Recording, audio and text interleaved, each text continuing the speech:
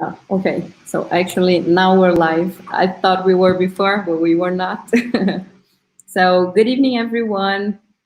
Thanks for joining us here today. We're super excited about this opportunity to have Heike. Is that your how you pronounce your name? Yeah. So to have Heike here with us, I'm gonna have a quick presentation on Mind the Product, and then we'll move forward to her presentation. Okay. And if you feel like it, please just add to the comments your name, say hello. It's good for us to see how many people we have there.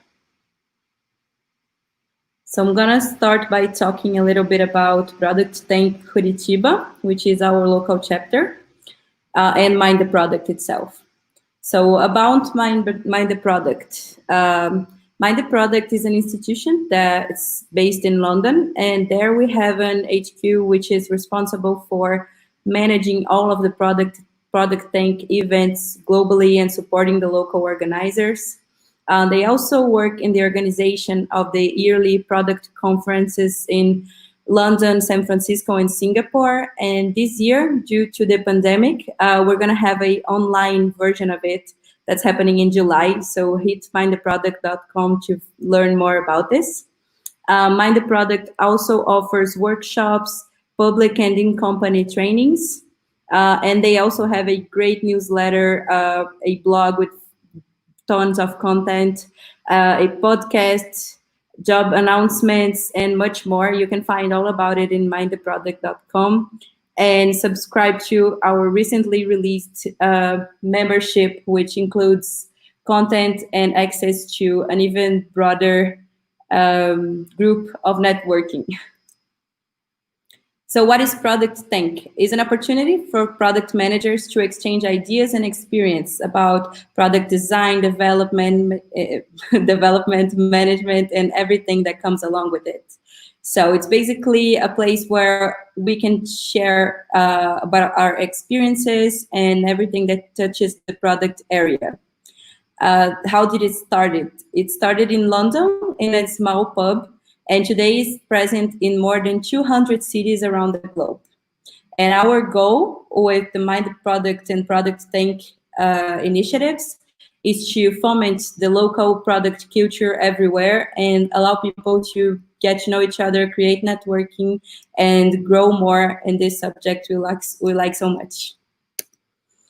About ProductTank Curitiba, we have 9 meetups so far. It started in 2018. And it was a bit on and off with different people in the organization. So nowadays, I am one of the organizers, along with Alice and Lucas, who are probably watching us right now.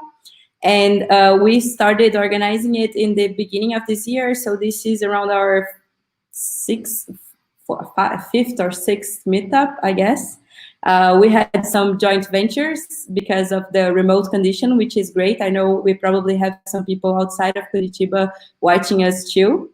And currently in our community on meetup.com, we had 851 people there.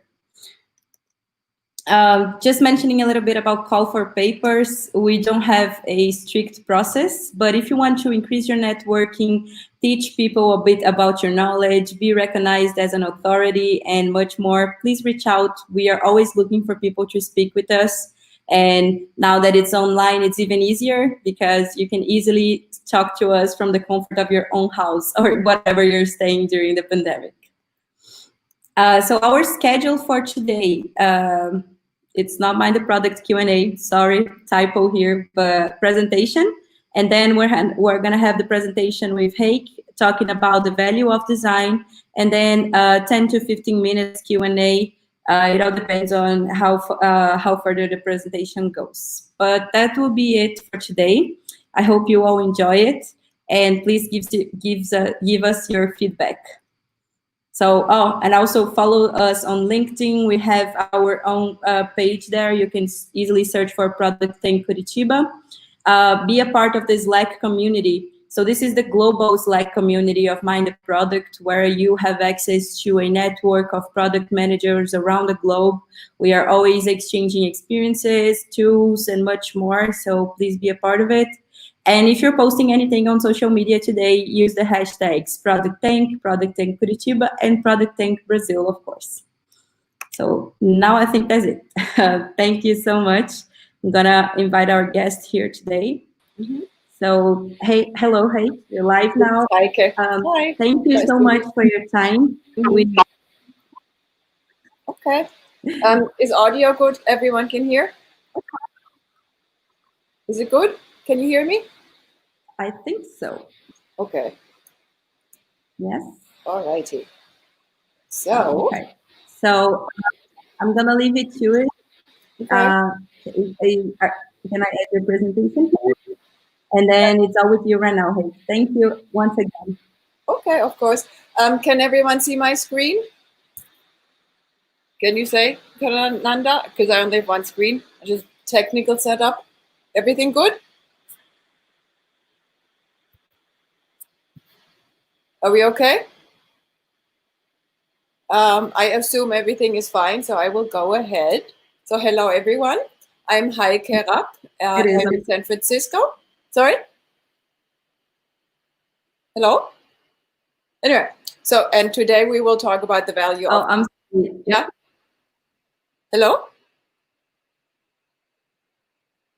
Hello? Are we good? Sorry, 1 second, please. I just want to make sure. Are we okay? I am the show. Everyone can see and hear you. Sorry about that. Okay, so I'll just go ahead. So as I said, sorry about this. I mean, normally in a meeting, there's always a bit of tech setup. So I'm talking about the value of design. I've been talking to a lot of companies recently, and there have always been these certain questions about, for example, how do you give design a seat at the table, right? So how do you make sure that design gets heard, that design is really valued within a business context? And so what we'll do today is I'll show my interpretation of the value of design, especially as it contributes to business. And I don't know if I can ask everyone who is participating right now. I can't see you right now, but I assume there are product people and designers, so there will be a mix. And this talk really is for designers and non-designers. And the idea is that at the end of the talk, designers should really appreciate what they're doing and who they are, why they chose this profession, and that the non-designers really want to work with designers. Alrighty, so let's start the show. So a little bit about myself. So I'm Heike Rapp. I'm originally from Germany, from Stuttgart, and I've lived in San Francisco for a long time now. I have a degree in industrial design, so I always say 3D product design. Now it's more 2D product design. I also have a master in business administration in design strategy. And I've been in the design field for a long time. So I've been a creative director for CNET, Old Navy as well. I was brand strategist and global creative director for Autodesk. And in my last job, I was the VP of product design for SAP. So now let us start the show. Now, we all know when we need to call a plumber, right? When something's going wrong in the bathroom or in the kitchen, you call a plumber. We all know when we need to call a lawyer. But when do we call a designer? So that's really one of the questions today. And we'll get back to this. So maybe as you listen to the presentation, maybe think about what is it? When would you call a designer? So we will start the presentation setting the context of design in business, or rather even the whole world. So really what's happening right now, as we know, the world is a little bit crazy, but it's also in general, it's so much more complex and so much faster. So we really live in this accelerated time. There are so many more connected devices. There is more access to information. There is more information. There is more data. We also know that people's expectations have changed. The purpose and meaning, they really need products. We need to design better products because people don't want to just deal with companies that only stand for profit and exploitation, right? So for example, I'd like to know where my clothes came from.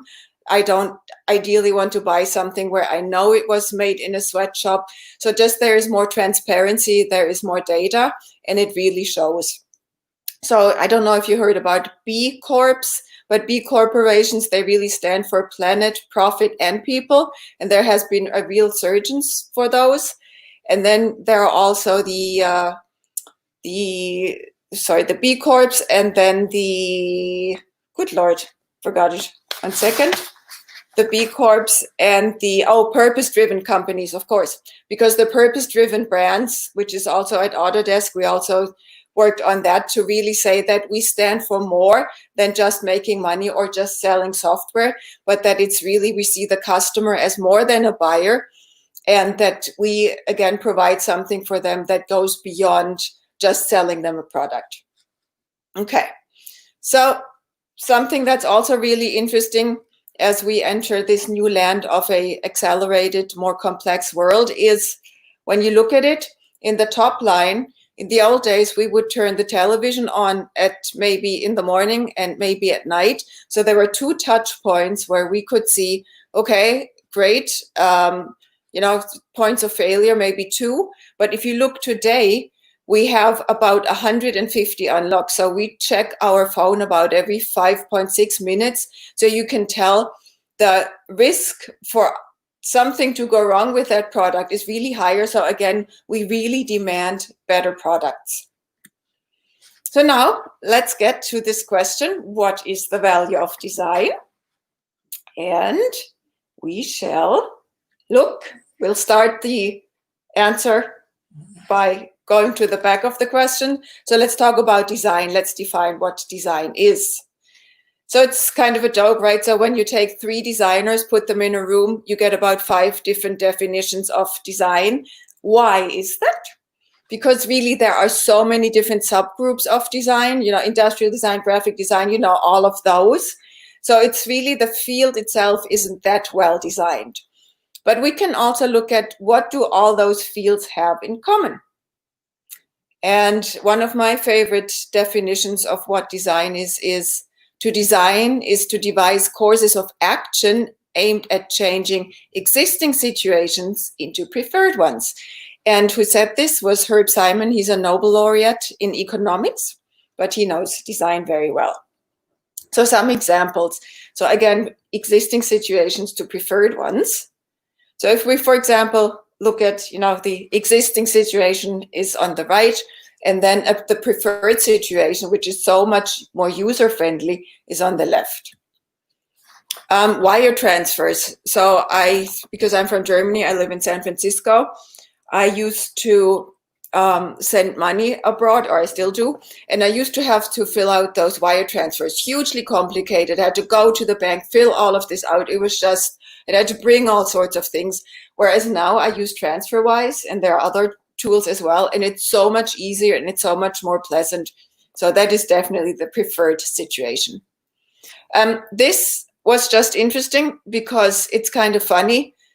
One is an insect killer, the other is cooking spray, yet they look very similar, even from the same company, same typography. So here I just want to point out that designers, we also have a responsibility to say to our client, or even to, if we work in a firm, to tell our company to say, hey, we can't do this because one is a poison and the other is used in cooking. So I just want to say that we have to be careful with what we do. Okay, now let's look at design from yet another angle. These are 2 bridges in San Francisco. Obviously, you might have seen the Golden Gate Bridge, maybe in real life.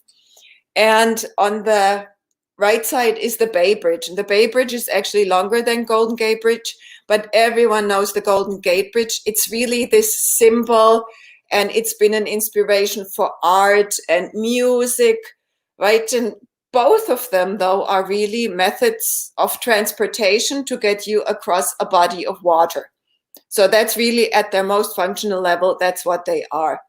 And the point for this really is that functionality is insufficient as a precondition for design, right? So yes, we can get across the water, but again, you know, there's some magic. There really is a meaning to the Golden Gate Bridge that the Bay Bridge doesn't have.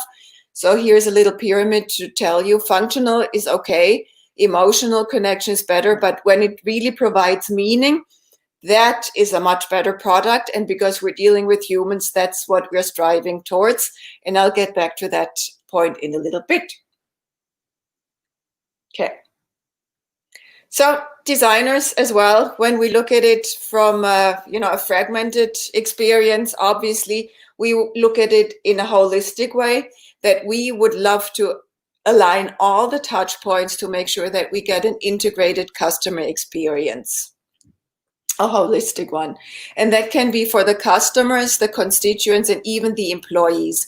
Because when a company is run in a fragmented way, in a siloed way, every designer, every product manager, everyone really feels that, and it's just not the same as when we're aligned in who we are, what we want to do, and where we're going, which is a lot of brand strategy does that. Alrighty, now that you've heard my interpretation of design, let's also have a look at this person who is a designer, who is drawn to this field, right? So who is this curious person, or why did we become designers? Why are we drawn to human complexity, and why do we want to create those meaningful experiences? What is it that we might have that has drawn us to this? Let's look at 3 ways that reasoning works. Deductive is really about what should be. Inductive is what is. And abductive is what might be. And examples always help. So deductive, you could say that's more science-driven, or a scientist, or even, you know, engineer. What should be, Aristotle, you could say that's deductive, because they have a theory, a hypothesis, observation, and confirmation. And then inductive is almost the reverse. So Sherlock Holmes works in an inductive way, which he goes from an observation, and then he sees what pattern is in there, to a hypothesis, to theory. Now, abductive is different yet again. Why does this matter? Because, friends, designers, we use a lot of abductive reasoning. And abductive reasoning really begins with an incomplete set of observations and proceeds to the likeliest possible explanation for the set. And this is how we work, right? Because we never have all the answers. We kind of have to observe what is happening. We have to make those creative leaps. And that is really what abductive reasoning is known for. And that's why us designers, and even Einstein, right, he didn't have all of the answers. So you need to make those intuitive, creative leaps to come up with your hypothesis based on these incomplete sets of data. Okay. This is by a friend of mine, Aisha Bursell. She's amazing. She wrote a book, Design the Life You Love. And she also put those qualities together that designers typically are, you know, they ask this what if question. What we just said, they employ abductive thinking. They're empathic and empathetic, because we really need to know how people feel. They're optimistic and holistic, because you've seen the picture. We look at the big picture, and very collaborative, because we can't do it on our own, right? We're always part of a team. All righty. So now let's get back to, now that we've seen what is design, going from existing to preferred situations, a designer who employs abductive thinking, who is optimistic, collaborative, and why does this matter in the business context? And this is where strategy comes in. So a strategic move is the set of managerial actions and decisions involved in making a major market-creating business offering. So the word here is making, right? Or another interpretation is the essence of strategies in the activities, choosing to perform activities differently or to perform different activities than rivals. Otherwise, a strategy is nothing more than marketing slogan that will not withstand competition. So the point here is how design adds value is we need to be involved at the strategy creation. And as you can see from those definitions, the major market creating business offerings, they're not about doing business as we've always done it, right? It says you need to change something about it. You need to innovate. And those new possibilities or innovation, they really require design to have the famous seat at the table, because dealing with big, wicked problems, that's our speciality. We're really comfortable in ambiguity. And again, innovation doesn't come from doing the same, but rather at looking at things in a new way, to use abductive thinking. So here's another way of looking at it. If we look design and business, a traditional firm, when we look what managers, what status means to them. So to a manager, it means I have a huge budget and I have a huge staff, right? I have millions of dollars in my budget and I have 500 people working for me. Whereas designers, we get the status from solving wicked problems, right? Those complicated problems.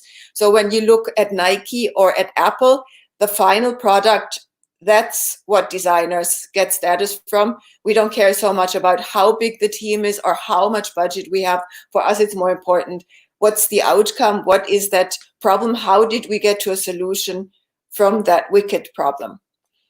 Then for traditional firm managers, they see constraints as the enemy. You know, they might say, oh, I didn't have enough budget, therefore I couldn't do this, therefore the product just isn't good enough. But for us, we know for designers, constraints, they increase the challenge and the excitement, because it tells us, okay, from here to here, and then how can I figure it out? What can I do? For traditional firm managers, budget is a driver of decisions. For us, for designers, the attitude is more, well, there's nothing that cannot be done. So we really see it as this, let's figure this out within our constraints and let's see what we can do to solve those wicked problems. And lastly, traditional firm managers, they love certainty, because you can measure it and you know what's happening, and you know it's very certain. Whereas for us, ambiguity, we love that, because nothing that we've done before as designers has existed before. So we love those ambiguous moments. And a wicked problem, the definition of it, it's not well defined, right? So you need to be comfortable in ambiguity and figure it out. So now, to summarize, so design loves wicked problems, constraints, and ambiguity. And now we can turn to, what does value mean? You might have seen the design value index that stopped at 2015, but it still holds true. So the design value index is a combination of design-centric companies, and put together, they outperformed the Standard & Poor's stock index by 211%. So design really drives business, it drives revenue, it drives profit, it's good. And then another way now to look at it is, here are your customers, and value along those 5 different words, those 2 blocks. And we've heard already that functional, is okay, but meaningful becomes even better. So let's look at what types of questions are behind each of those descriptions. So for functional, you really ask, does it do what I need? So it's a commodity, right? There's nothing too exciting about it. It's just, yeah, it kind of works. Financial is it at a price that's worth it? For example, when I buy flour or butter, I want to make sure, okay, yeah, commodity should be good. When it gets now into the lower box, emotional, how does it make me feel? Does it make me feel good? For example, when I buy a new car and I want to make sure, is it comfortable? How does it make me feel when I drive? Identity, is it me? Would I want to buy a Porsche? Incidentally, I'm from Stuttgart, where those are from. I don't have one. Or would I rather drive a Hummer? So is it, does it represent me as a person? And then lastly, meaningful. Does it fit into my world? Does it provide more meaning? Now, you might ask, what is more valuable out of those? And quantitative, and And qualitative, those are the different descriptions of those buckets. And we know that as of the 70s, especially in the United States, everything is quantitatively driven. So even when we look at all the amount of data we get and all the measurements, even when we set goals, everything should be able to be measured. And qualitative is more about, like I said, the emotional connection, the identity, the meaning. So you might wonder, what is really more valuable for a consumer, a customer, or even for the company? And I'll tell you an example. So this is Instagram. A while ago was sold for $1.1 billion. It was only 13 people. So they did really well. And when we look now at the 86 million, that is the quantitative bucket, and $1.1 billion in the qualitative bucket. And what this is in the first line, the quantitative information, it's called book value, so a new accounting term.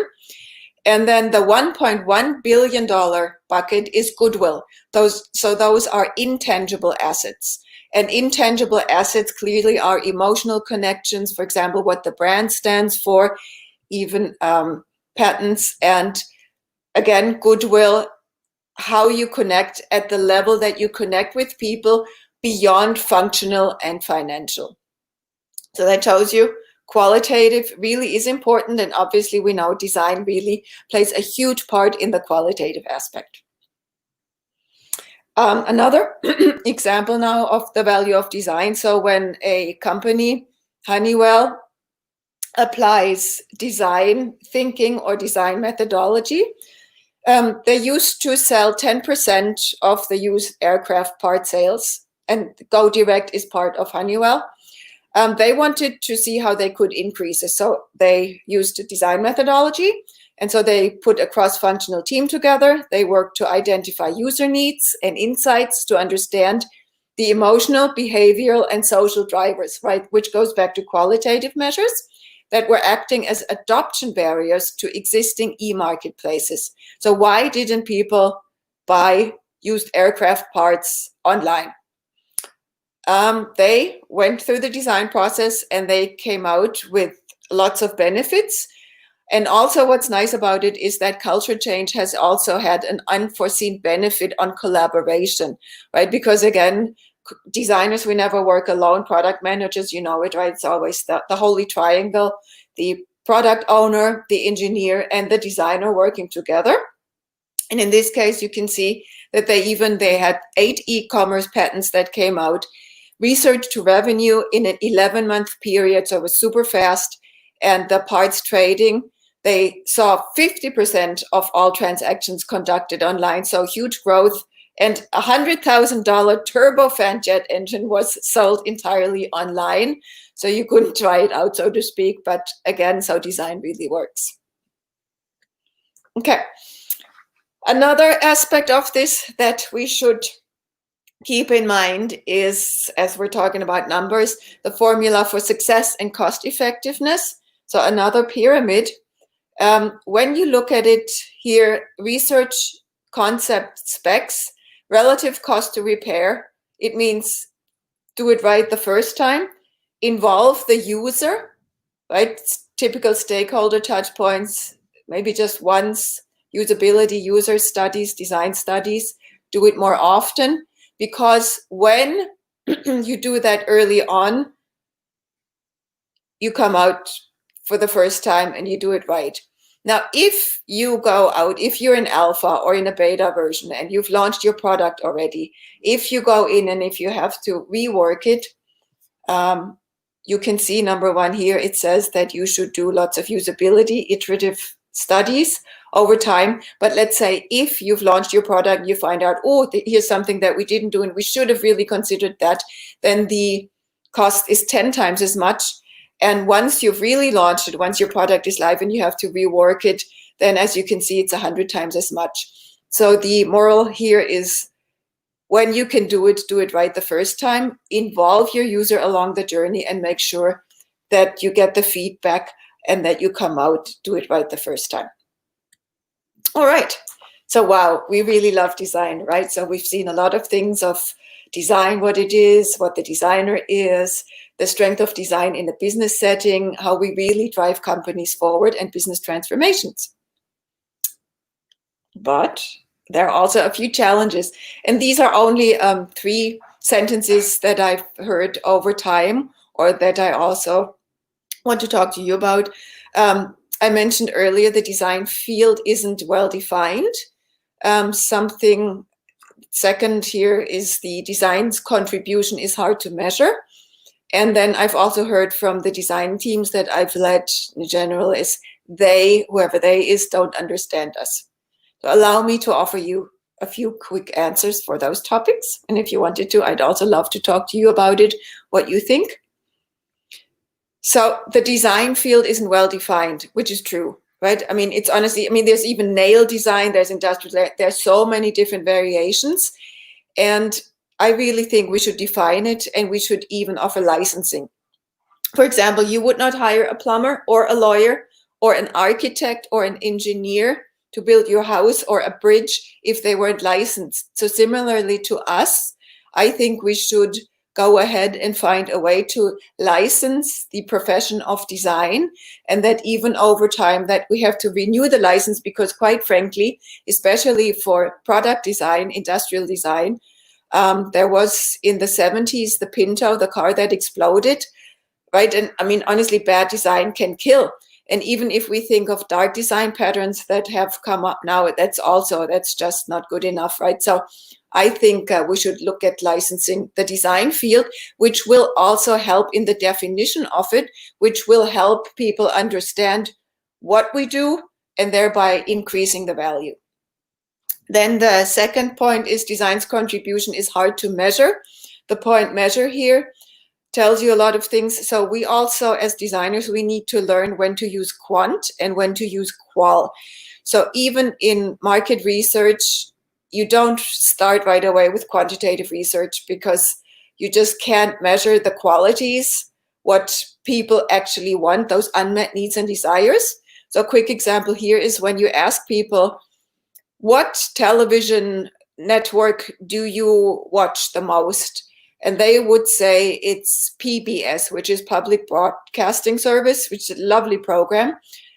When you actually observe what people watch, it's not PBS, right? So when you do surveys and when you ask them those questions, a lot of times you just get their aspirations, what they want to do, but it's not actually what they do. So that's why design research is really helpful and valuable. And again, it gets to those qualitative measures as well.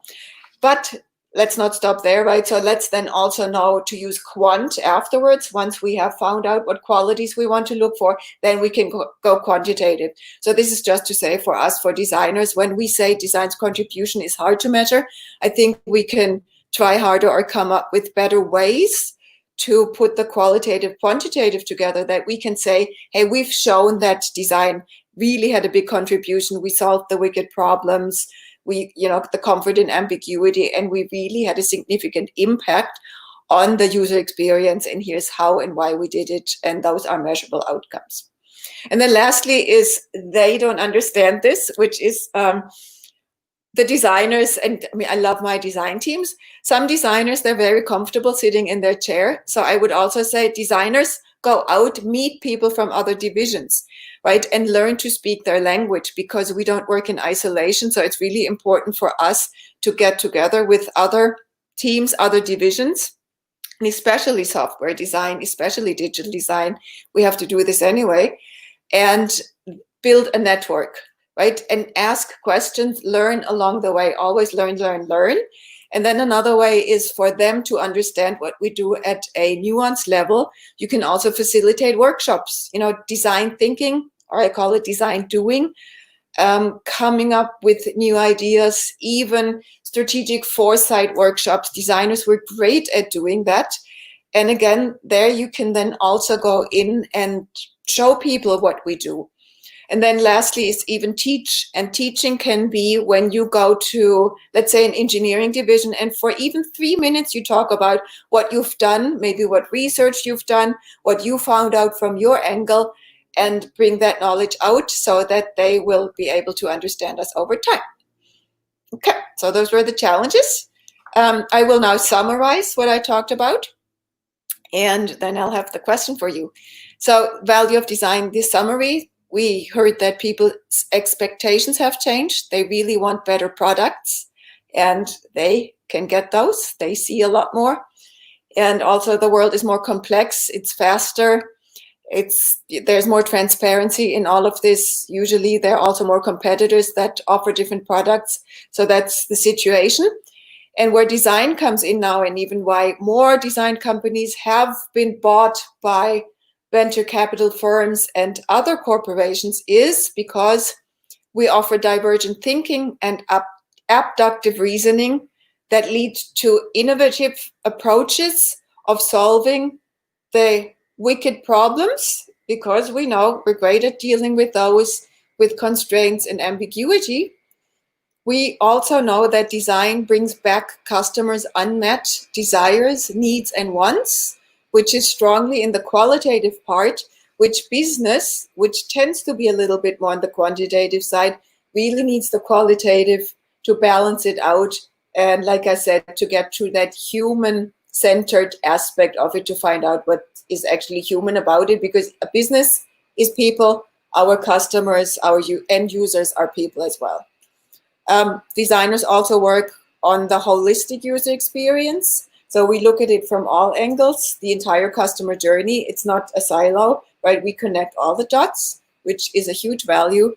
And then lastly, I have to say, generally, designers are super fun to work with, because we have a lot of knowledge from lots of different fields. And generally, as Aisha said as well, we're optimistic, we're collaborative, and really curious about what it is that you do and how we can contribute and how we can all synthesize it together into a preferred situation. And that is it. Oh, no, of course not. So my question on my billboard.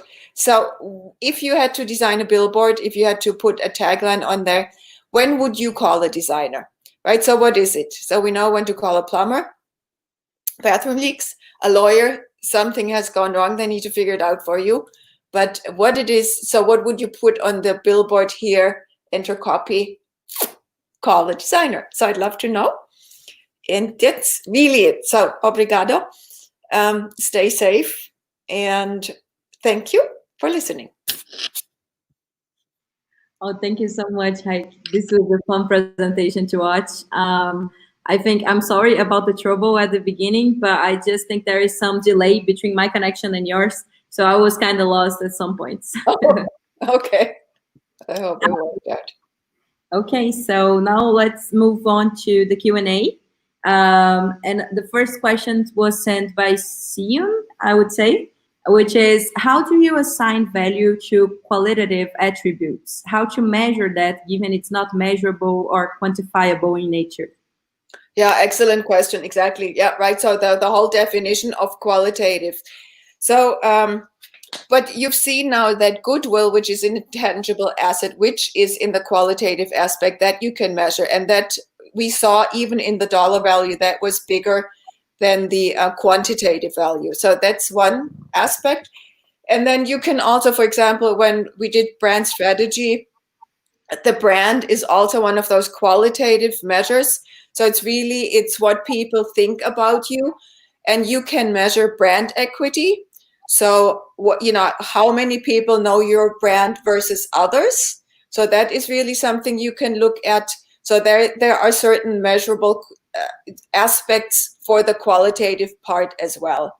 But let's, but something that I also like to say, how do you measure the love for your spouse, or how do you measure the love for your children? You don't, right? You just do it.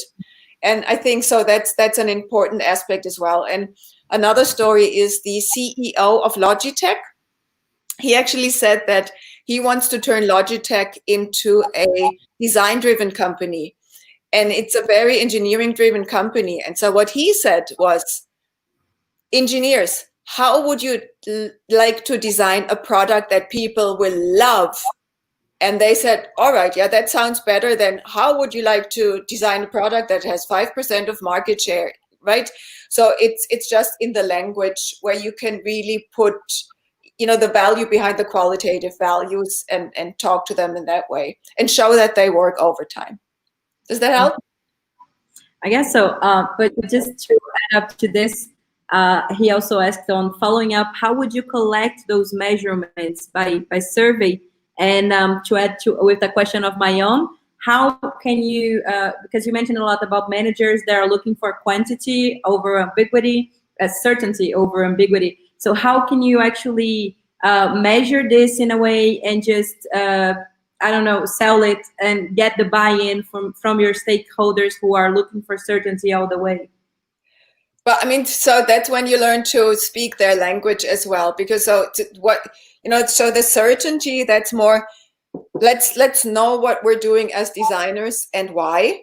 And we don't have to, just because they're certain. No, let's also bring them over, that we start that conversation, that they can see the value that we provide, right? So maybe it's not in the measurement. So like I said, so when we do design research, when we talk to people, when we find out, hey, Heike, what's important to you? It looks like you like books, and what about it? What is important, And eventually you will find out what's really important to me that a survey cannot find out, right? It's in those contextual inquiries, actually observing what a person is doing with our software, actually observing what the person is doing, ethnographic studies, versus sending them a survey and then thinking you get the answer, because like we said, you don't. So in that human-to-human interaction, you will find out a lot about this. So for example, is beauty might be an important meaning for me. Accomplishment is an important meaning for someone else. Duty is very important for someone who's in the army. So once you found that out, and then you can start to construct your quantitative surveys to say, okay, those sub-factors of beauty, now let's measure those. Those sub-factors of accomplishment, now we can measure those, right? So it's always the yin and the yang, but don't feel compelled to start with quantitative just because the world is run with that, because as we know, that's not good enough anymore. I mean, Golden Gate Bridge, Bay Bridge, even a product you love, it goes, that's the human experience, or the connection. Okay. Mm-hmm. Moving to the next question. How do you talk about the value proposition and return of investment with business people? Not with the tribe, but with the white collars that cannot understand hypothesis validation. They will understand it. I mean, there's actually even something called design science. And okay. What we can do as well, I mean, for the, so the value and ROI, because let's see, well, what's the most valuable company right now? Is Apple, is it not a valuable company? And what I would also do, for example, sometimes when you deal with someone who's a quantitative optimizer, so very much in quantitative land, you can even say, or look at the types of clothes they wear, or look at the watch they're wearing, because it's probably not the cheapest watch and it's probably not the cheapest clothes. So even to them, a brand is important, right? So even to them, there is more meaning to it than, I don't know, a sack or the car that they drive. So there is something more to it. But then what you can also do with the ROI, I mean, even A/B studies, or look at products that haven't been designed properly. I mean, the usability is just so difficult. Companies have to pay so much money for consultancies that they explain the product to people. On-ramping is huge. Change management is really difficult, because once people know how to use the product, it's so complicated. They were trained by those agencies that they could even use it, and it becomes almost impossible to take them to the next iteration.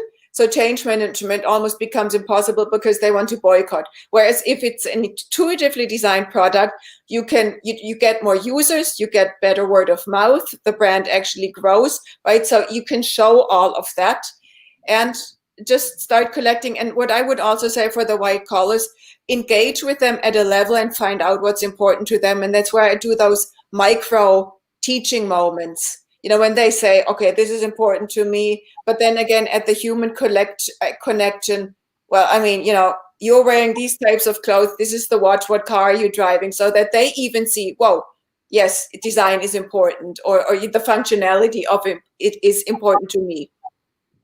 Okay. So I think all of us are very much used to working with analytics environment, lots of pressure on going data driven, etc. So I think the next question also adds up to this. So what do you think about business analytics? What is the place of business analytics people in the design process, and if there is such a mix match?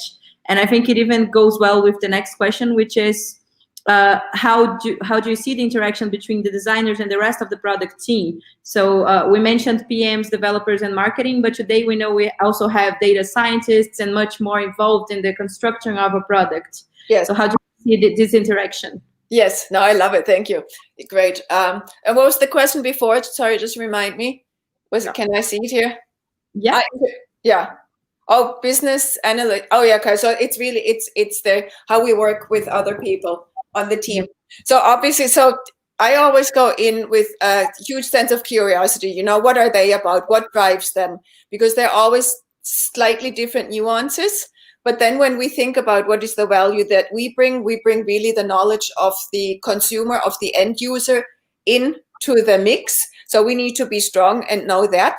And obviously we're synthesists, right? So we take what the business analyst knows, what the PM knows, what marketing knows, and we put that all together into this holistic experience.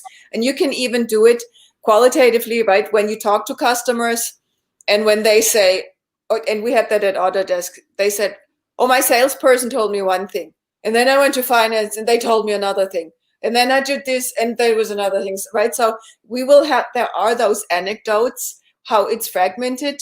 And when we go in and say, no, we need to tell this one story that really makes sense. And I will even say, work with the business analyst or give them kind of a task, right? So if there's something that you want to find out. So for example, when I did brand strategy, I said, well, we know there's a certain company that measures the brand strength, brand equity.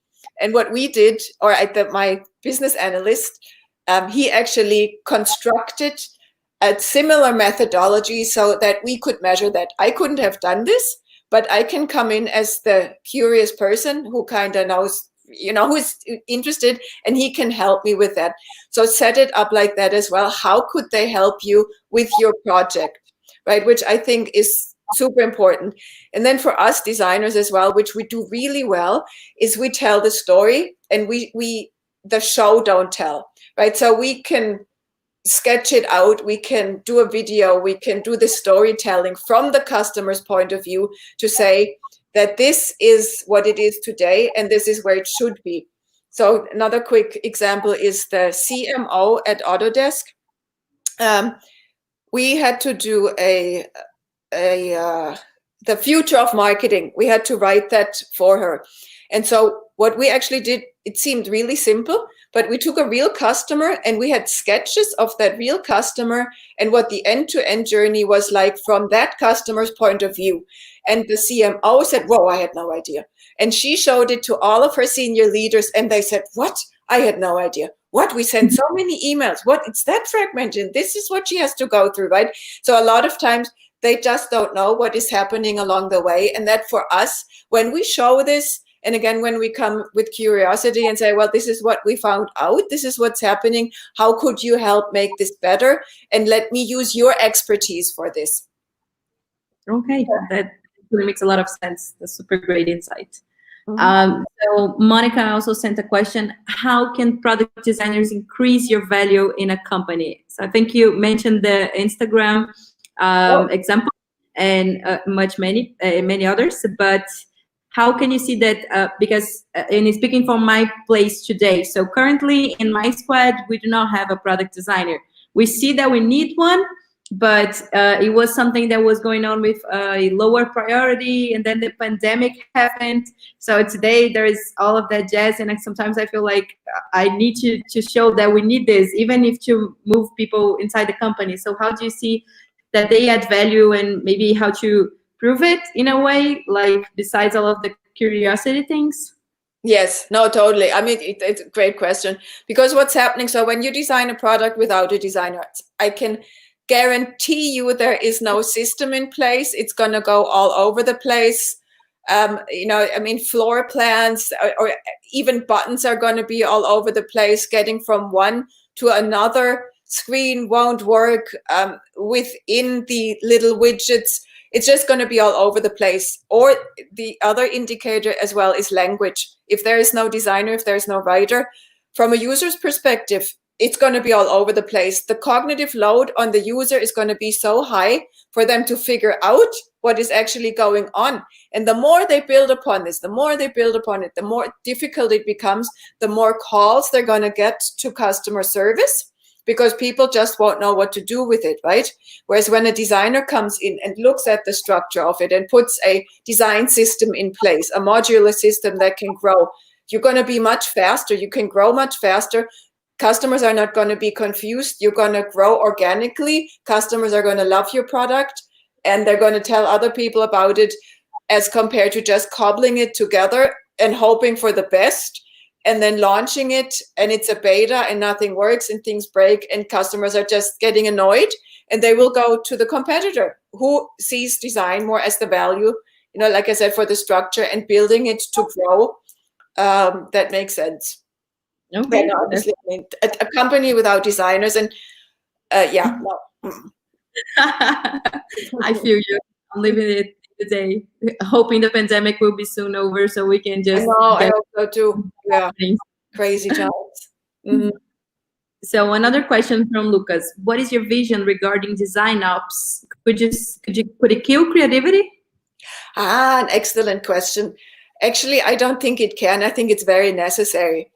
So design ops is, you know, I had project managers as well. So in a way, design ops, they're very necessary, because a lot of times I also had the designers, you know, we can go off and go divergent, and we're going into brainstorming, and, you know, we come up with that future vision, and then design ops is really, hello, everyone, this, and also how can we help make each other's lives easier? And I think design ops, I love that question, hugely important. And again, as a creative partner, and oftentimes, so my design ops people had a design background, so they also have a lot of times great ideas of what we can do. So really a hugely valued partner. It doesn't kill creativity. I don't know what would kill creativity. I don't know. You tell me. Yeah, well, no. Maybe taking a step back, that might be, I don't know, a question coming from a place where design ops is applied differently within the companies, because I'm not talking about worldwide, but I think in Brazil, this is very new when you're talking about design ops, product ops, even business ops, or even like the areas with that name, they are pretty new. So how would you actually define the roles and the responsibility of design ops within a company for it to be a necessary group? Oh, okay. Yeah, thank you. Thanks for explaining that. So design ops for me, and it was Autodesk, SAP, even Old Navy, so the big companies. It's design operations, really looking at the design process and what is happening along the lines, right? So where are we in the design process? Are we in the ideation phase? You know, so do the designers need, or have they connected with the product managers, with the engineers? Has all of that taken place? So again, so once that's out of the way, so to speak, and then they also participate, let's say in the ideation phase. When we go into the build phase, they also say, okay, do we have the schedule? Does everyone have what they need? Do we have enough resources? If another project comes in, what drops out? So they really run the show. And then when we go into implementation, again, saying, okay, who's working on it? Do they have what they need? What are the roadblocks? What can I do to get rid of the roadblocks? So again, you know, it's laying that or smoothing the road that the process can continue, especially with the other groups, so that we can smoothly go through the design process, which of course we know is going to loop around, iterate. Okay. That's what design ops is. So I think the final question would be my own. And you mentioned about licensing the design profession, right? Which is kind of in a way like a struggle for many of the tech the professions, which are not licensed or anything. But how do you see that this happening without creating maybe a gap in the market, because you would have to license everyone that is already in it? And also, how do you see that with the many faces of design today? Because you have the product designers, the UX, totally. UX researchers, UX writers. So how do you see all of this? I know it's a huge topic, so thank you for bringing that up. Obviously, we don't have to do it right away for everyone, but could it become part of design education? Because there is, we have masters of interaction design. We know we have those design programs in schools. And could it happen? So once we're in the field where we're working right now, could we also do that?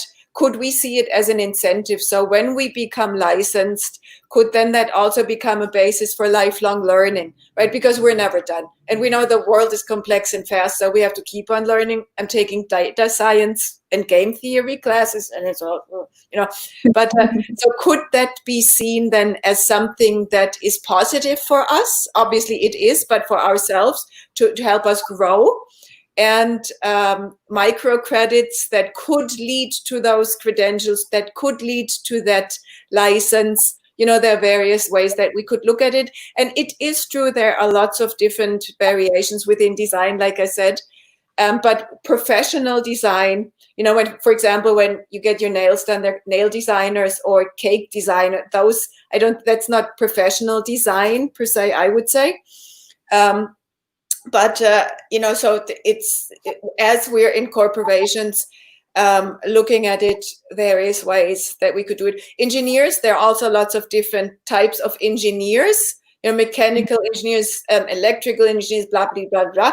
But they come out, and architects, there are also different architects, but they have that licensing model built in. Doctors, huge amount of different types of doctors. So we could also look at what models or what professions do that already versus the ones who don't do that.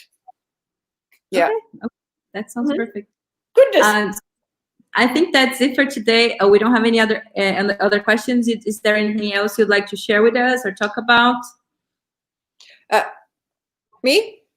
Yeah, you. No, sorry. No, I would love to hear from you. If you want to maybe put it in the comments. What should we put on the billboard? When do you need a call a designer?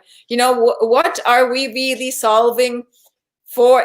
Because most of us work in business environments or have clients. So what are we really solving for the clients that no one else can do? Yeah. Okay. And I'll make sure to send that to our entire list too after the meetup is done. Yeah. So thank you so much for your time, Heike. Thanks everyone for attending. This will be recorded and available at the Mind the Product YouTube channel. So please do follow up on everything. And also just to mention that most of the meetups are happening online. So if you want to check out talks that are happening in other places of the world, our YouTube channel has a bunch of them. So thanks everyone.